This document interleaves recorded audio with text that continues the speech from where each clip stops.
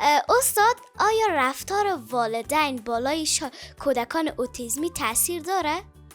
بله مروت عزیز، رفتار والدین، رفتار اطرافیان، از استادان، تمامش بالای کودکان اوتیسم تاثیر داره.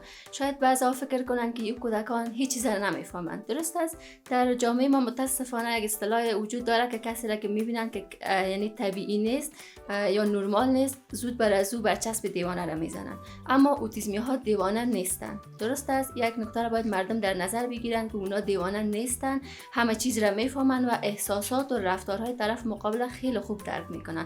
بنابراین باید والدین کودکان اوتیسم قسمی که همراه کودکان نرمال خود رفتار میکنن، همون قسم همراه کودکان اوتیسم خود هم رفتار کنن، چون اونا میفهمن حتی از حالت چهره والدین خود میتونن همون احساساتشون درک کنن. ای که والدین ما خوشحال است، خفه است، بالای ما قهر است، عصبانی است، تمامش را میتونن درک کنن. بنابراین رفتار والدین خیلی تاثیرگذار است.